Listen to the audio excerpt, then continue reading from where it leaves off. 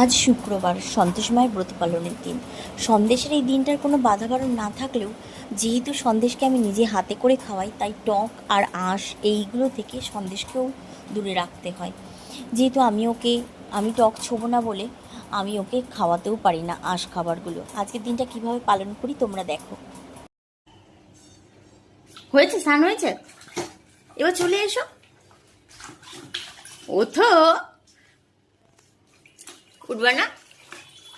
এই যে সন্দেশ, ও সন্দেশ, মামামের দিকে তাকাও, মামামের দিকে তাকাও।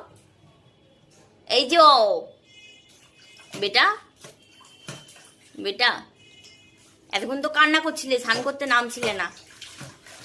এবার এসো, এবার এসো, এবার এসো, চলে এসো।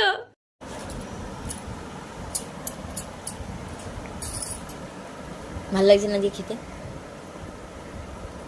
ভালো লাগে না? ভালো লাগে না বাবা? খাও, ভালো তো, কি ভালো খাবার তো, খাবা না? খাও, হালুম হালুম করো, হালুম করো, হালুম হালুম হালুম হালুম। এ কি খেতে গিয়ে তো রাগ কিসের?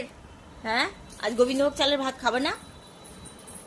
আজকে তো শুক্রবার বাবা, এই তো খেতে হবে বাবা। এ বাবা, হ্যাঁ, এদিকে দেখো, আমার দিকে দেখো।